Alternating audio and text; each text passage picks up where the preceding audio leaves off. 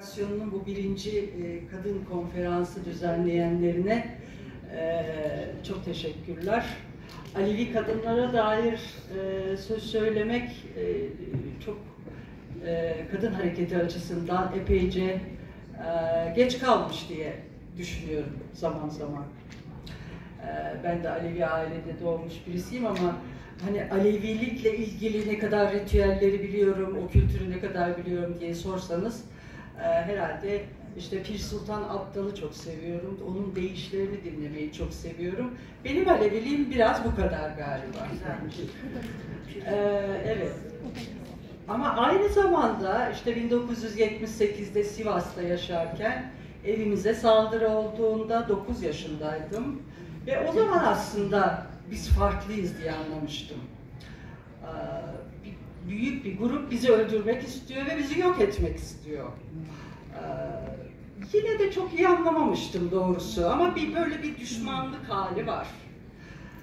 Daha böyle lise çağlarımda Alevilerin pis olduğuna dair sözler duyunca Ankara Çankaya Lisesi'nde evet yani biz Aleviydik, bunu öğrenmiştim ama bunları duydukça hani ne oluyor acaba? Ya Alevi kimliği nasıl bir kimlik ki diğer kimlik tarafından, daha doğrusu dominant kimlik tarafından sürekli aşağılanıyor. Bugün bir öğretim üyesi olarak hala derslerimde sorarım öğrencilerime, çocukluğunuzda Alevilikle ilgili ne öğrendiniz diye yeni söylemler gelir. Mesela bir tanesi işte mum söndü yaparlar, bir diğeri pistirler. Yenilerde de kuyrukludur. Mesela Kürtler için daha çok söylenirdi, şimdi Aleviler için de söylenmeye başlanmış. Nasıl oluyor da bu ayrımcılık söylemi ve insan dışılaştırma hala kuşaktan kuşağa aktarılabiliyor diye kendime sorarım. Tabii ki bununla ilgili böyle devasa da bir literatür var. Bu ayrımcılık meselesi. Biliyorsunuz ki her toplumun dominant kültürü var. Ve o dominant kültür bir biçimiyle hem niceliksel olarak fazladır, hem de zenginliği elinde tutar. Türkiye'de de Aleviler için, değil mi, bunu çok rahatlıkla söyleyebiliriz. Daha çok kırsal bölgede ve köylü olma kimliği uzunca sürmüş bir topluluktur Aleviler. Mecburen öyle olmuş tabii ki. Öyle olunca bu Alevi kadın meselesini de tartışırken 2 ya da 3 meseleyi birden tartışmamız gerekecek. Bir devlet ve modern ulus devletle birlikte oluşturulan kimlikler Türkiye Cumhuriyeti açısından nasıl oluşmuş? Tabii Osmanlı'dan da gelen bir hikaye var. Ama aynı zamanda bir kadın hareketi var dünyada, toplumsal cinsiyet eşitsizliği dediğimiz, aslında insanlık tarihi kadar eski bir eşitsizlik. Sadece sanayileşmeyle değil, insanlık tarihiyle birlikte başlamış, değil mi?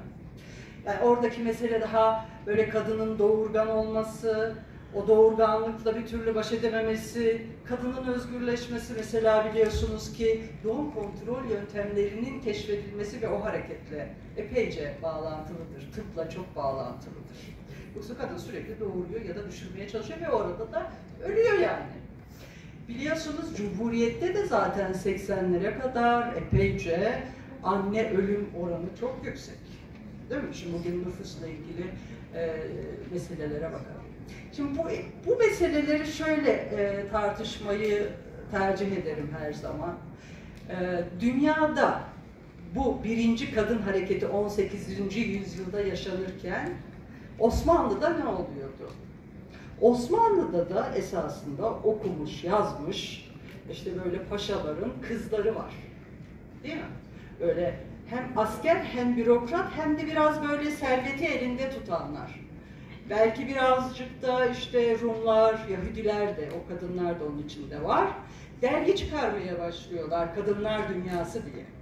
Hani hep biz böyle Cumhuriyet'le başlatıyoruz ya, kadın meselesi Cumhuriyet'le birlikte kurtuldu gibi. Hayır, tam da aslında birinci dalganın Fransa'da, İngiltere'de, Amerika'daki siyasi özgürlük hareketi, yani kadının oy verme hakkı, değil mi?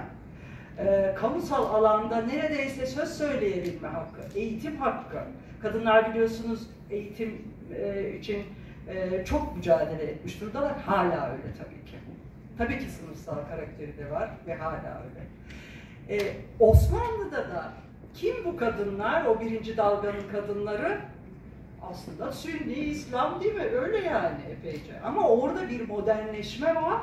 O modernleşmeyle birlikte de bir modern kadın yaratımı süreci var tabii ki. Kadınların hareketi, o uluslararası düzeydeki hareketi. Orada Alevi kadınlardan çok söz edebilir miyiz? Pek yok gibi, çünkü kentte değiller ki zaten. Yani birinci dalganın kendisi içerisinde pek o Alevi kadınlardan söz edemeyiz. İkinci dalga Türkiye'de 80'lerle birlikte oluşmuştur. Evet, artık belki Alevi kadınlar yine de, ama daha çok akademinin içinde olduğu, orta sınıfın eğitimli olan kadınlarla birlikte başlatılmış bir hareket. Ta ki 90'lardan sonra 3. dalgadan söz edebiliriz. Daha çok kesişimsellikten söz ederiz orada. Yani dünyada bu işte siyahi kadınlar harekete geçip biz de varız, hiç bizden söz etmiyorsunuz derken Türkiye'de hangi kadın hareketinden söz ederiz? Kürtler. Kürt kadınları bizden hiç söz etmiyorsunuz demiştir. Ama hala Alevi kadınlarının sesini de çok duymamışızdır. Tabii ki ama her zaman şunu söylemeliyiz ki Aleviler Türkiye'deki sol muhalif hareketin taşıyıcıları, motorlarıdır. Yani bu böyle bir gerçeği de vardır Türkiye'de tabii ki. Şimdi böyle bir tarihsel böyle bir geldik buraya. Bir başka inanç meselesiyle ilgili de şunu söylememiz lazım. Evet, Aleviliğin kendisi İslam öncesi inançla yoğrularak geldiği için kadın erkek birlikteliği hala devam ediyor. Onu bence sağlayabilmesinin en önemli yollarından bir tanesi de, bence araçlarından bir tanesi de, hala kırda olabiliyor olmakla da ilgili olabilir diye düşünürüm zaman zaman.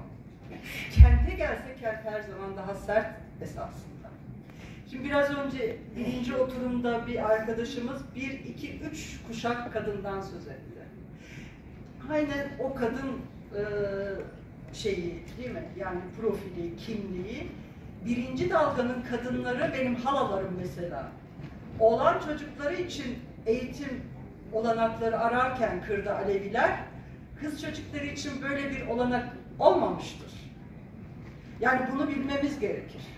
Değil mi? Birinci kuşak eğitimsizdir. Evet, tabii ki Aleviliğin kendisinin getirdiği öğreti, o tasavvufla bağlantısı, olgun insan olma hali, o kadar katliam yaşamış olmasına rağmen o acıyı olgunca yaşamış olması. Değil mi? Bütün bunlar çok da muteber sayılabilir belki. Yine de tartışılabilir ama.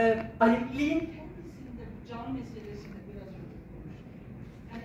konuştuk.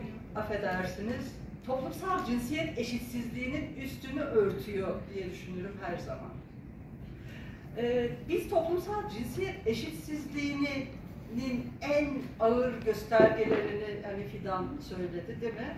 Kadın cinayetlerinde görüyoruz, kadına yönelik şiddette görüyoruz. Toplumsal cinsiyet eşitsizliğinin sonucudur. Kadın biat etmezse dayak yer. Şiddete maruz kalır. Bunun sonucu budur. Alevi kadınlar da şiddete maruz kalmaktadır. Ve de Alevi çocuklar da tabii ki. Bir böyle. Buraya da böyle bir şey koyalım mutlaka. Çünkü ben sosyal hizmet bölümü hocasıyım, biliyorum yani. Öğrencilerin kadına yönelik şiddet çalıştığında bakıyoruz. Yine de Türkiye'de hani Alevi misin, Sünni misin diye sorulmaz. Buralar hep böyle üstü örtülü kalır. Halbuki İngiltere'de yaşıyorsa bunlar böyle çok açık açık araştırmalarda ortaya çıkıyor. Biz de burada belki böyle yapsak çok iyi olacak diye düşünüyorum zaman zaman. Ama karşıdakini rahatsız etmemek için ya da kimi rahatsız etmemek için soru işareti. Böyle yapıyoruz araştırmalarımızı. Ama ensest araştırması yapıyoruz. İçinde Aleviler de var tabii ki. Yani şöyle bir şey söylemek istiyorum. Alevi topluluğu kendi ne özgü inanışı itibariyle diğer dinlerle karşılaştırınca çok ileri noktaları var tabii ki. Ama bu bizim gündelik pratiğimize, eşitsizliği nasıl deneyimlediğimize şey yapmıyor, engellemiyor yani. Çünkü yapısal bir mesele var. Ataerki dediğimiz bir mesele var. Ondan biz azade değiliz yani biz Alevi kadınlar. Ya da kız çocukları. Değil mi? Bununla birlikte şuna da parmak basmak isterim. Siz söylediniz, dediniz ki ay Alevi esnaflar daha iyi vesaire. Erwin Goffman diye bir adam var, bu Damga'yı çalışıyor, çok güzel yayınları var okursanız. Diyor ki, damgalanmış kimliğin şöyle kimlik inşaları söz konusudur. Mesela kendi kimliğini idealize eder. Der ki, Alevilik şöyledir mesela. Hristiyanlık böyle muhteşemdir. Aleviler dürüsttür. Bir topluluğa dair bunlar böyle büyük anlatılar olarak dururlar. O benliğin sunumuyla ilgili, kimliğin inşasıyla ilgilidir. Değil mi? Bizim toplumda da bunları çokça duyabiliriz. Bu da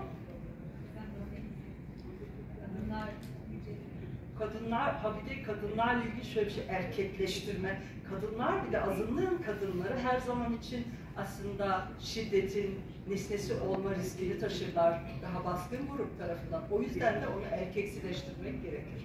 Ben bunu çok duymuşumdur. Kendi ailemde de başka Aleviler bile. Orada yasal tek başına çıkar. Oy, nasıl bir şey? Nasıl bir yük kadına, değil mi? Böyle bir şey var mı? O zaman kadının kadın olma hakkını ona sunmamış oluyorsunuz, değil mi? Kadının erkeksileşmiş olmak zorunda. O başka bir örnek. Evet, bir başkası kimliği gizleme. Bu kimliği gizleme meselesi özellikle değil mi? İlk kuşak, ikinci kuşak çok tembih edilir. Yavrum sakın bak öyle olduğunu söyleme. Ama şimdi biz artık küreselleşmeyle ilgili bambaşka rezalet bir şey yaşıyoruz. Şimdi kimlikler akışkan hale gelmiş, kimlikler oradan oraya savrulmuş vaziyettedir. Bütün bildiğimiz kurumlar dağılıyor. Değil mi? Anayasa şimdi en son biz baktık. Anayasayla böyle yüz yüze geldik. Anayasa yok. Demek ki bugün yaşadığımız başka bir dağılma ve çözülme süreci var. Biraz buna kafa yormamız gerekiyor. Bu böyle hani küreselleşme, o küresel sermaye bütün kimliklerin sabitliğini bozdu ve kimlikler çok çeşitlendi ve bütün ilişkiler çok hızlandı. Vestiyer cemaatler diye bir laf söylüyorlar şimdi. Yani vestiyer gibi kimliğimizi gidiyoruz. Mesela ben hoca kimliğim var, oraya bir asıyorum, hocalarla bir şey yapıyorum. Kadın kimliğim var, oraya gidiyorum, orada bir şey yapıyorum. İşte ne bileyim başka anne kimliğim var, anne olarak bir şey yapıyorum falan. Yani inanılmaz hızlı çözülen ve aslında değerler anlamında da 20. yüzyılın hani bu özgürlük, kardeşlik, adalet değerlerinin alt üst olduğu bir dönem yaşıyoruz.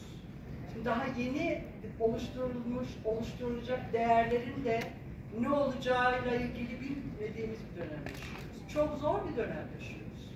Bu dönem aynen şuna benziyor. Sanayi devriminin olup her şeyin alt üst olduğu döneme benziyor. Bu dönemde de biliyorsunuz ki her şey dijitalleşti. Bir öğrencim zamanım var. Şöyle bir şey anlattı, o çok vurucuydu. Londra'da Amazon'un yönettiği bir şeye giriyor, dükkana giriyor. Hiç kimse yok içeride, çalışmıyor yani. Amazon'un şifresiyle giriyor, alacağı şeyler kamerayla işte şey yapmış, belirlenmiş ve onun işte hesabından düşüyor. Kimse çalışmıyor içeride. Yani şöyle bir dönem yaşadığımıza dair yazılar var. Yani insan kimliğimize tutulmak zorunda kalacağımız, insan olarak var olmakta zorlanacağımız, insan hakları deyip içinin boşaltıldığı bir dönem. Değil mi? Hani başka bir dönem olsaydı bu İsrail-Filistin böyle olabilir miydi? Değil mi? Böyle bir şey yok. Çünkü güçlü ve belirleyen bir aktör ya da aktörler grubu yok. Ne Avrupa Birliği, ne Amerika'da böyle bir uluslararası siyasetin içindeyiz. O zaman demek ki Alevi kimliği Alevi kadın kimliğiyle ilgili konuşurken de bu insan hakları, insan kalabilme örgütlenmesi, değil mi? Bütün bu eşitsizliklere de karşı çıkabilme halleri ve örgütlenmesinden asla vazgeçmemek ama işimizin de epeyce zor olduğunu bilmek. Çok teşekkürler. Çok teşekkür ediyoruz. Seni davet ettiğiniz için.